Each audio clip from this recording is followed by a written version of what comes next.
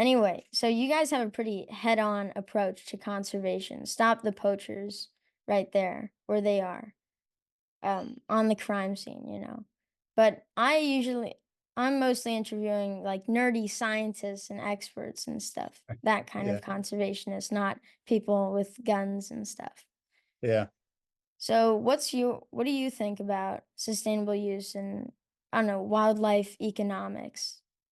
Hey, conservationists, I'm Micah Siegel. Each week, I talk with people working to help and save animals around the world. Today, I'm talking with Damien Mander from Akashinga, who has possibly the most inspiring conservation background ever. He went from the Australian Special Forces as a sniper to illegal wildlife poacher and then to vegan anti poacher. Welcome to the show, Damien. Like, how are you, buddy? Thanks for having me on, mate. Really good, really excited. I want to learn. Yeah, Okay, cool. so first of all, tell us where you are in the world. I am coming to you today from my home in Harare, Zimbabwe. I've been living here since 2009, and after moving from Australia, it's become my home, and it's a long way from where I grew up. I love the ocean, and I miss it, but there's something that called me here, and that's why this is where I work from now. Okay. So I guess let's just start from the beginning when you were in the army. Well, I mean, to take it right back, I was in the Navy. I was a diver in the Navy. Oh, After the Navy. September 11 attacks on New York in the US, the Australian government stood up a special operations unit called Tactical Assault Group East.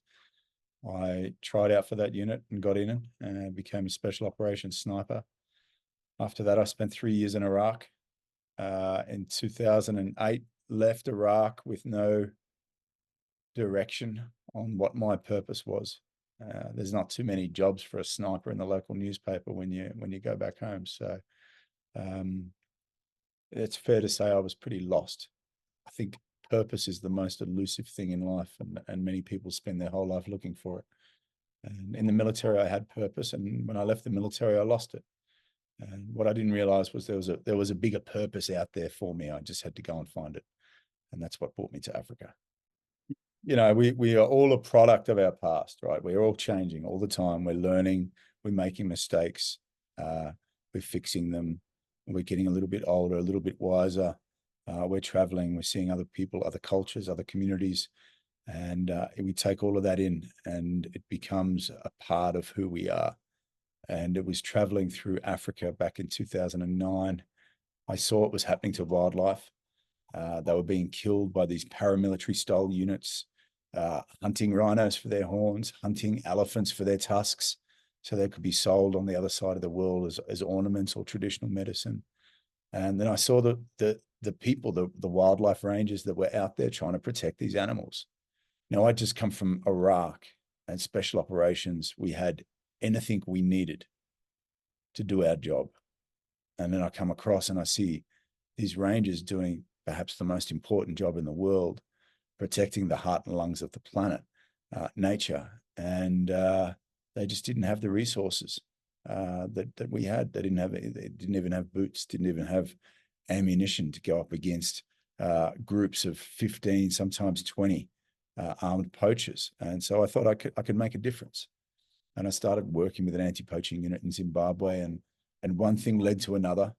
It's not like you just sit there and create this big roadmap for the rest of your life. You start doing a little bit of good, and it makes you want to do more good and more good. And at the same time, you're learning and figuring out how things work. And that's sort of where we started back in 2009. And started with one person, myself. And as of last week, we've now got 918 personnel in the organization. Akashinga is a Shona term. It means the brave ones. It's a name that the women we work with, the rangers, they gave to themselves. The backgrounds they come from. They come from extremely hard backgrounds. In a country that when I first arrived, Zimbabwe, it had the lowest life expectancy in the world for a woman. It was less than 40 years of age. So the women that we recruit to be wildlife rangers, Yeah, they come from some very harsh backgrounds in rural, not only rural Zimbabwe now, but rural Africa. We didn't always train women. We initially started with men, and we scaled up our operations across various countries, and we went to war with poachers. But a lot of the time, the poachers were coming from the communities living alongside the wilderness area that we're trying to protect, and it was a way for them to make money. Of course, it's still illegal, it's still bad, but we were spending all this money just having a war with the local communities, and we wanted to try and find a way. What was the single most effective dollar that we could spend on building communities? And we found all this literature and evidence that said if you empower a woman, it's the single most effective tool for positive change on the continent. And so we set about trying to build opportunities for women to come into this industry where it's mostly men that are out there on the ground that are fighting the poachers. And we started with 16 women in Zimbabwe back in 2017. So it took us 8 years from 2009 to 2017. It took us 8 years to figure out that having a war with the community is not the way forward. There's going to be 2 billion people in Africa by 2040. It's going to be the people that decide the future of nature on this continent. It's not going to be bigger fences and more guns. So it took us 8 years to learn that. Remember, I said we're all a product of our past and picking up these lessons along the way. Evolution is the cutting away of the bits that don't work and keeping the bits that do work. Nature's had billions of years to do it. We as humans, we got a handful of decades to cut away the bits that don't work and keep the good parts and keep moving forward. And that's what we've been doing as an organization, is trying to figure out how to do something that not only worked, but was scalable. I want to be able to sit back and at some point and say, I helped play a part in protecting as much of the natural world as possible. Our evolution to working with women in conservation, it allowed us to scale as an organization and start protecting more and more areas and go from those initial 90,000 acres that those women were protecting in Zimbabwe to this staff now of almost 1,000 protecting 11 million acres across multiple countries. By the end of the decade, we will have a group of organizations together that are effectively looking after 174 million acres of at-threat wilderness on this continent. And that's larger than the state of Texas. Okay, so the scalability in what we do, it came about in the way that women approach this job of being a ranger. Number one, we didn't see any corruption with the women. Okay. Now, we operate in some of the most corrupt countries on the planet. It's just the reality of doing business in some of these countries and continents. Women want to get their salary. They want to buy land, build a house. It means getting their family back together. It means getting their children back into school. It means getting their siblings back into high school, healthcare for their parents, and food on the table. And they don't want to jeopardize that. Okay, so we removed corruption from our equation or our strategy of what we had to deal with. So it's already 50% of whatever we're trying to achieve is already being achieved just by removing that corruption. The second part, which really took things up a notch, is that and I've spent my lifetime across 3 continents in training armed men for combat and conflict. And I'd never worked with women. But when we trained those first 16 women, I saw something very different. There was a different way that they approached the law enforcement component of conservation.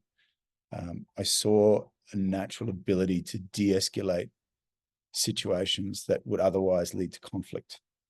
And what that did is it started to rebuild the relationship between conservation, which was becoming increasingly militarized through guys like myself, and the communities that lived alongside these areas.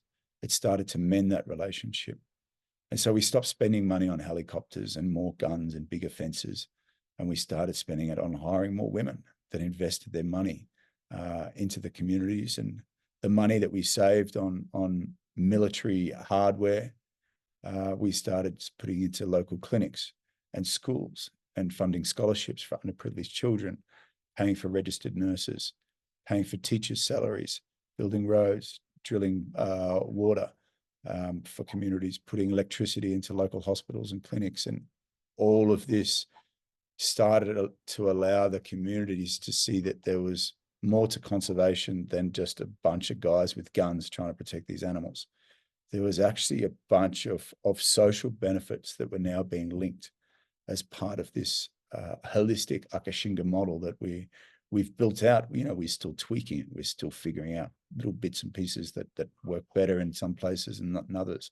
But we have something that is not only changing the face of conservation, it is changing the attitudes, the mindsets. I've very much become the student myself in terms of what I've learned from what these women have taught me. And, most of all, we've got an amazing team that has a shared vision of wanting to go out and just help protect as much of nature as possible. As we stopped looking at species in isolation. Like, what are the cool species, whether elephants or rhinos? It doesn't matter. They don't matter if they don't have a forest to walk around. Okay, we stopped looking at parks in isolation because you just don't want like a little isolated pocket of success. You want a landscape, an ecosystem that spans entire countries or multiple countries. And so that's what we started looking at. What was the largest pieces of land that we could go in and work with local communities and help them protect? So, what are some of your success stories with Akashinga? So where we started Akashinga is the lower Zambezi Valley. Okay, so in the 16 years prior to this program starting, the lower Zambezi Valley had lost about 8,000 elephants to armed poachers. It's about 40% of the population. So 8,000 times teams of armed men came into that ecosystem willing to kill elephants or anyone standing in their way. Since our program has started, there's been a 90% reduction in elephant poaching across that region. There's been almost 1,300 arrests that have been made. Many of those are the seizure of firearms that are used for killing elephants, killing rhinos. Just yesterday, a live pangolin recovered and returned back to the wild from illegal wildlife traders.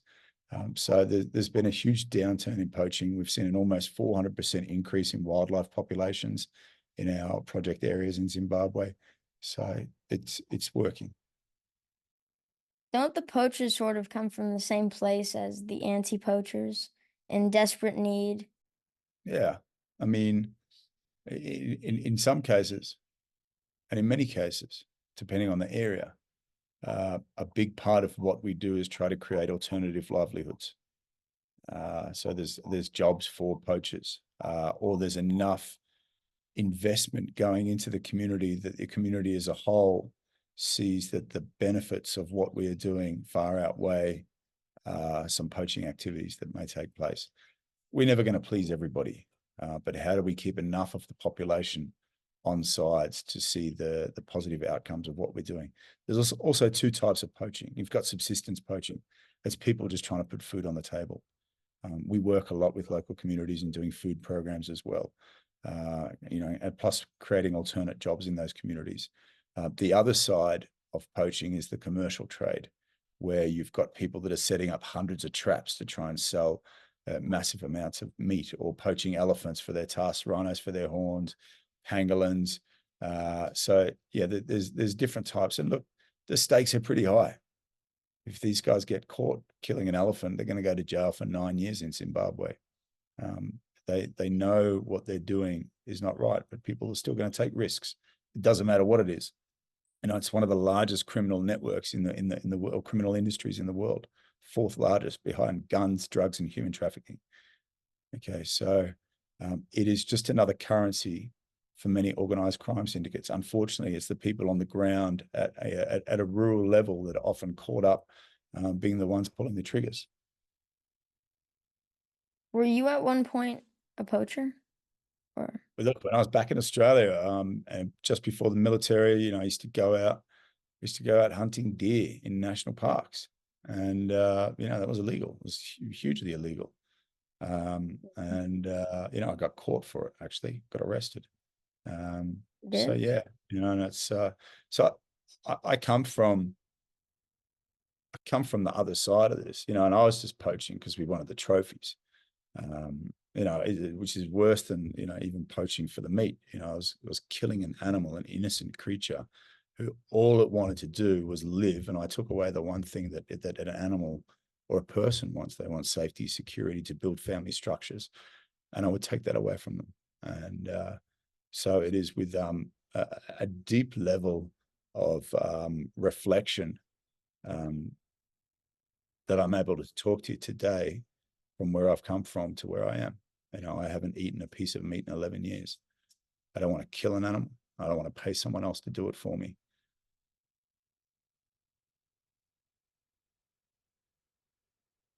Do you have any good stories from the bush? I've got a few good stories. uh, we were shooting with 60 Minutes actually up in Nyassa in northern Mozambique, and was the last day of shooting, and they're doing this sort of what they call a hero shot, and I'm the star of the show, and they've got me driving this Jeep down. So the Jeep's got they've taken the roof off, the doors off, the windshield, and the cameraman's sitting there on the hood, and he's filming, and I'm driving down, and my sleeves are rolled up here, and my tattoos out, and that's the shot they're going to use to advertise the segment. There's a snake in Mozambique called the Mozambique spitting cobra. Its nickname is actually, ironically, the sniper cobra. So it can spit venom about like 7 or 8 feet, and it aims directly in your eyes, and it literally melts your eyes. Like it'll burn your eyes out, and you'll go blind, and then it gets in your bloodstream, and you can die. And because there was no doors or roof or windshield or anything, and we're driving over all this rocky shale coming down off the edge of this Inselberg. It's like a big like mountain, and I got spat in the face by a Mozambique spitting cobra, and I was just like yelling and squealing and carrying on in a way that probably you wouldn't expect someone with my background to be behaving. And everyone was very concerned, and they're pouring water in my eyes, and we're like 12 hours from any hospital or clinic or anything like that. So, I thought I was going to die. And then I heard people starting to laugh, and they're starting to giggle, and they started leaving me and helping me, and they're going over to where the cameraman was, and the cameraman had his camera, and he's playing back through the viewfinder actually what had happened. And what had happened was, when we went over a rock, I went forward and I bumped the windshield wiper. And because there was no windshield there, the water that normally squirts out onto the windshield squirted out and hit me in the eyes. And I thought it was a Mozambique spitting cobra. So after that, they nicknamed me the windshield viper. But so it was a very embarrassing story, actually. Unfortunately, it didn't make it into the final 60-minute segment. But yeah, I grew up with kangaroos and possums and wombats in Australia. I'm not used to some of this African wildlife still after 15 years here now. Anyway, so you guys have a pretty head-on approach to conservation. Stop the poachers right there where they are, on the crime scene. But I'm mostly interviewing like nerdy scientists and experts and stuff. That kind of Yeah, conservationist, not people with guns and stuff. yeah. So what do you think about sustainable use and, I don't know, wildlife economics? So I mean, I just want to reframe a little bit about the perception of who we were and what we are now. We used to just do anti-poaching. Now it's one of a multitude of different aspects that we turn into a holistic model of how we approach conservation. Social impact centralized around the empowerment of women to achieve nature conservation at scale. So, anti-poaching, the law enforcement component of that, the guns and ammo, if you will, is an element. It's not the element. Yeah. Sustainable use. As we just spoke about, I used to hunt. I never hunted again after Iraq because I knew what it was like to be hunted. The actual argument of hunting doesn't matter. Whether it's people arguing for the practicalities of it or people arguing against the ethics of it, the industry is dying across multiple countries. Okay, so you've got less animals to shoot. You've got less people that want to shoot them, a generation raised on social media that doesn't want to get on a plane anymore and fly across the world so they can shoot an animal and hang it above the fireplace. And you've got tougher regulations and policies separating the product from the customer. Okay. Now, if you look at all of Africa's wilderness portfolio, okay, you take every wilderness area, about 30% of that is a national park. It's federally mandated, federally protected, okay, to varying levels, but it still has that federal mandate. The rest of the continent's portfolio is what's known as a secondary protected area. Now, many of those areas have historically relied upon hunting as an economic income to motivate conservation from local communities. Now, as hunting as an industry continues to decline across many of these countries and ecosystems, communities are looking at a different way to try and generate an income from these wilderness areas. It usually means they're going to chop down the trees, they're going to poach the animals, they're going to turn it into fields and communities or towns. And then you end up with huge fractures across ecosystems. And what we spoke about before, what we're trying to avoid is just having these isolated pockets of success or the jewels in the crown. We need to protect as much of nature as possible. And so that means not looking at hunting as an argument to be had, rather an equation to be solved. Remember, the argument doesn't matter. From an ethical standpoint, I don't like hunting. Okay. I used to do it. So who am I to talk? What I dislike more than that is the fact that we as an international community have not come up with a better way to generate funding for so much wilderness across the continent than to rely on only one industry. And as that industry goes into decline, we need to look at, rather than treating it as an argument, we need to look at the solutions. And so that's what we've done. Every area that we've gone into contract with the local community is a hunting area. When we raise the capital to buy the lease or buy out the hunting company that owns the lease, we own the right to not shoot the animals that are in those areas, and we exercise that right. Nearly every area that we go into work is an area that's been degraded, it's been overhunted, it's been overpoached. There's not a lot there. We need a long-term plan and strategy to be able to rebuild that area, and part of that is not hunting. So, yeah. I don't know if that answers your question. I don't know, after speaking with Brian, who as a conservationist, you've got a lot of respect for. He carries a lot of weight in the industry, and a lot of people look to him for advice. There's places for different models in conservation, and our model is exclusively designed to go in and fix the lost causes, the ones that have no commercial value left from a hunting standpoint. From a conservation standpoint, the lost causes are the best ones worth fighting for. I don't want to be another organization in a national park, one of 20 organizations fighting over who does this or that. I want to go where no one else is going, because that's where the work needs to be done. So what's the business model of Akashinga? Where do you guys get your money? So a lot of it's philanthropy. We don't have tourism products. We are funded by the US government, USAID, International Narcotics and Law Enforcement, the Dutch government, the Australian government, the British government. Governments around the world, large philanthropic investors, everyday donors are starting to realize that the cost of fixing the mess we're creating is going to far exceed the cost of stopping us from getting further into this mess. So people, when they when they donate to us, it's not like they're just giving us money and it's a goodwill gesture. It's an investment into their future. It's an investment into their children's future. Everything that we need to survive on this planet comes from nature. And if we don't look after it, then that's us gone. And you said before, you're not worried about, whether species come or go or stay, or, we're a species. We are a species. And, I am under no illusion that, we may be on our path to extinction. I think what really gets me thinking is, what are we going to take with us along the way?